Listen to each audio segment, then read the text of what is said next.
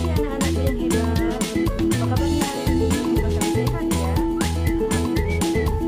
Nah, sudah siap belajar anak-anak? Sebelum itu kita rapikan kelasnya ya.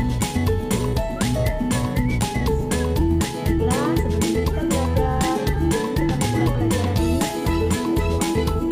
Kepada anak yang datang lebih awal tadi, Ibu persilakan untuk memimpin doa ya. Marilah kita berdoa bersama-sama. Ayo dimulai nak. Bismillahirrahmanirrahim. Rabbi zidni ilman warzuqni fahman. Amin ya robbal alamin. Nah, terima kasih nak. Baiklah, sekarang Ibu akan mengabsen kalian ya satu persatu. Iya, sepertinya hari ini kalian masuk semua ya.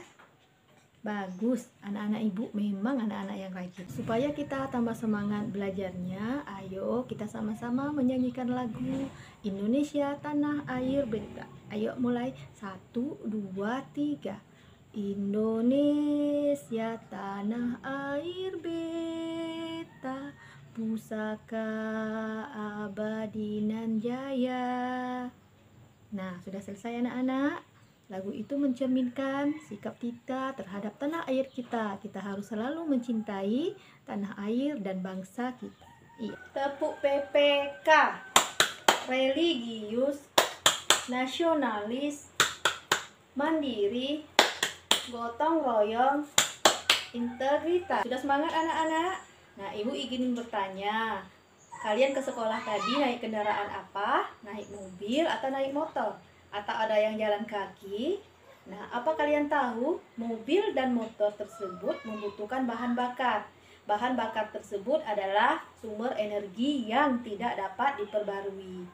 Nah, apa solusinya? Bagaimana solusinya jika bahan bakar tersebut habis atau tidak tersedia lagi di lingkungan kita?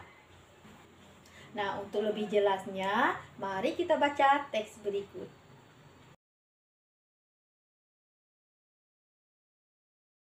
Sekarang kita akan mempelajari sumber energi alternatif dan usaha-usaha pelestarian lingkungan hidup dan melakukan wawancara. Tema 9, Kayanya Negeriku. Subtema 3, Pelestarian Kekayaan Sumber Daya Alam di Indonesia.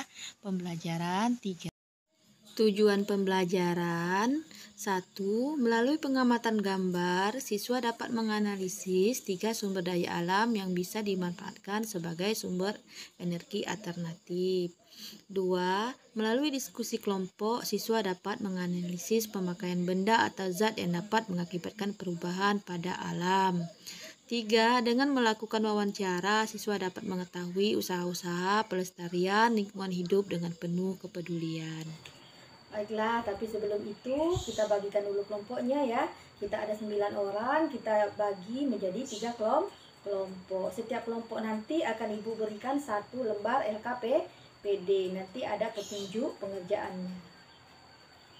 Ya, baiklah. Iya, anak-anak, baiklah. Sekarang anak-anak duduk yang rapi, perhatikan gambar berikut ini.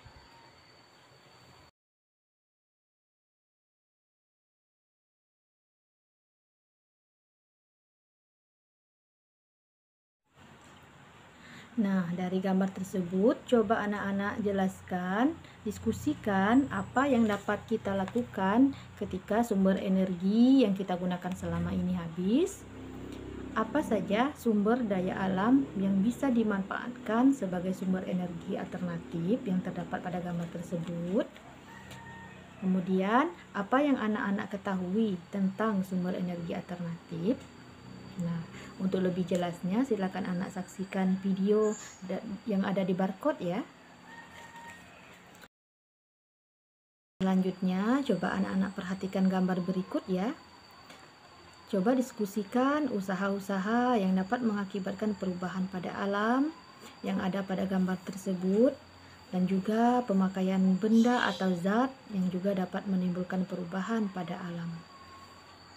Nah, ayo mengamati anak-anak, identifikasi kegiatan-kegiatan masyarakat di sekitar tempat tinggalmu yang dapat mempengaruhi keseimbangan lingkungan. yaitu misalnya kegiatan manusia yang dapat mempengaruhi keseimbangan lingkungan sekitar. Amati gambar di bawah ini dengan seksama.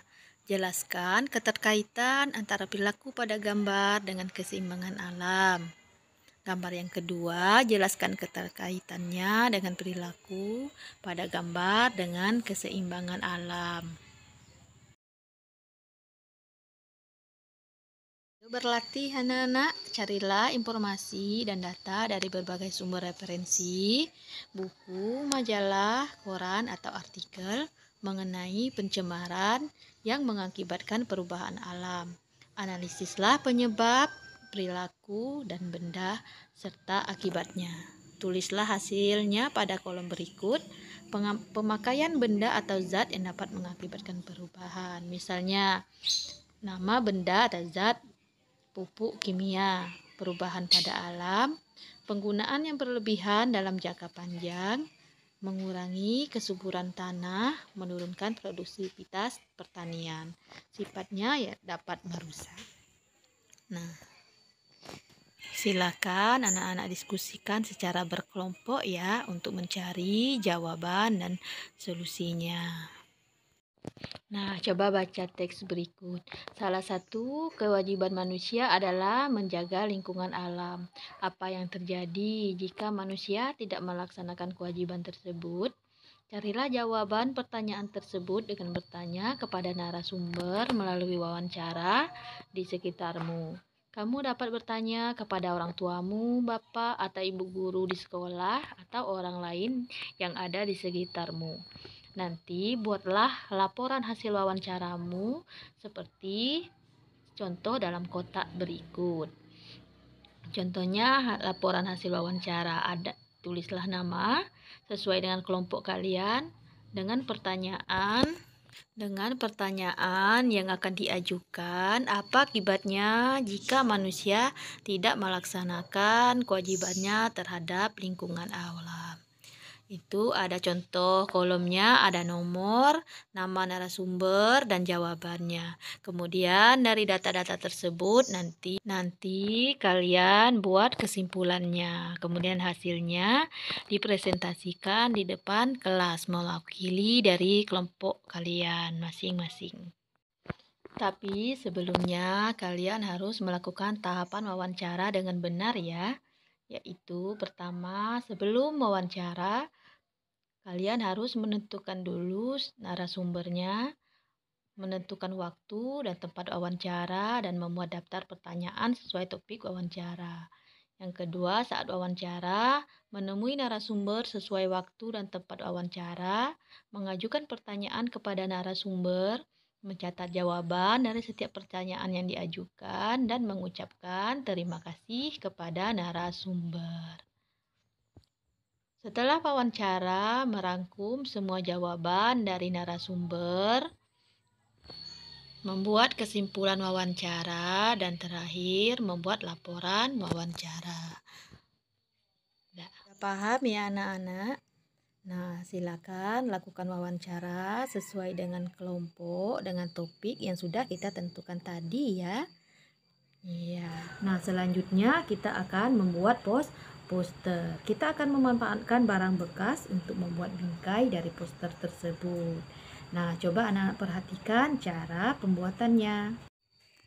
Ayo mencoba anak-anak. Salah satu cara untuk menjaga kelestarian alam adalah memanfaatkan kembali barang-barang bekas. Ayo kita manfaatkan bersama barang-barang bekas. Sekarang kamu akan berkreasi dengan barang-barang bekas. Hal itu digunakan untuk memanfaatkan barang bekas atau yang sudah tidak terpakai sehingga mempunyai nilai jual lebih tinggi.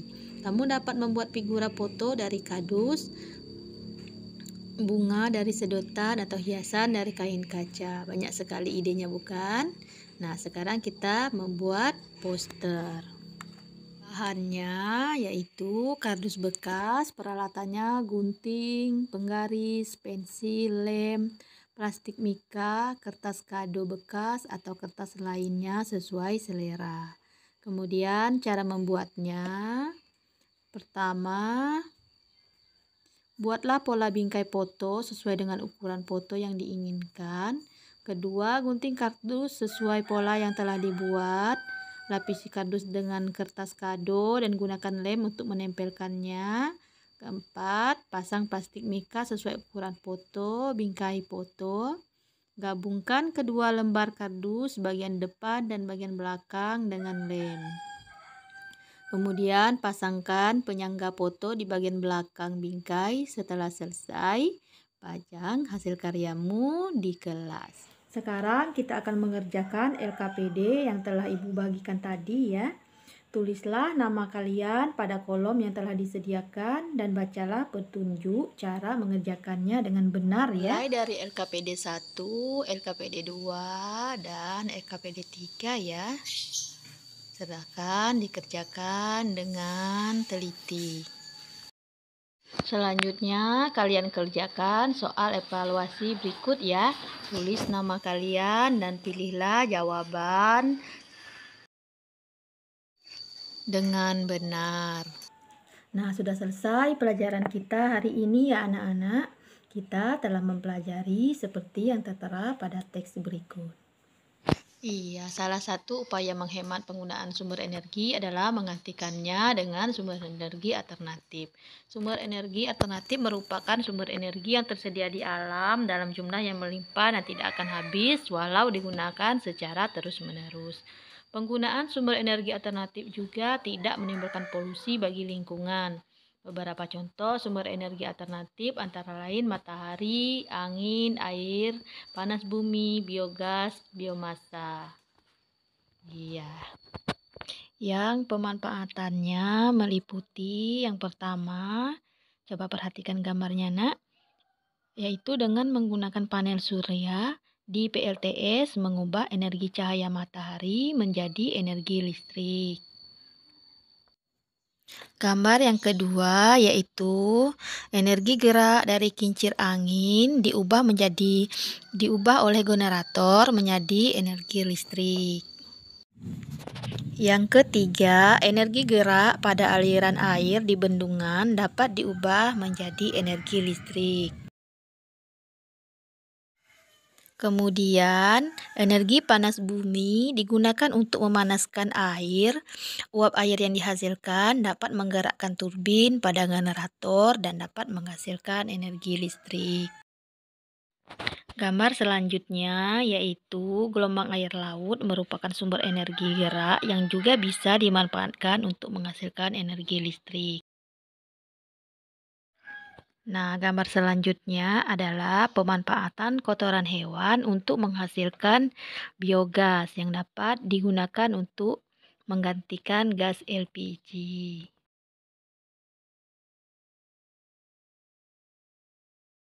Dari pelajaran kita bahas tadi, apa anak-anak sudah paham? Kalau belum paham, silakan ditanyakan ya, Nak. Nah, nanti Ibu akan memberikan penilaian dari hasil kerja kalian hari ini ya. Baiklah, sebelum kita menyelesaikan pelajaran kita hari ini, tapi sebelum itu mari kita nyanyikan dulu lagu daerah kita ya, yaitu lagu daerah Kota Bengkulu, yaitu Ikan Pais. 1, 2, 3. Ikan pais kelaponyo mudo, dibungkus daun talas rapi-rapi, dikebet tali mesyang. Ikan pais lemak rasonyo, makan kek nasi putih, pane ulam kek jering mudo. Rasonyo oi lemak nian, makan sebungkus samo-samo, nasi sepiring sudah habis, raso nak tambuh. Nah, sudah cukup ya anak-anak lagunya. Tepuk PPK, religius, nasionalis, mandiri, gotong royong, integritas. Nah, sudah selesai anak-anak.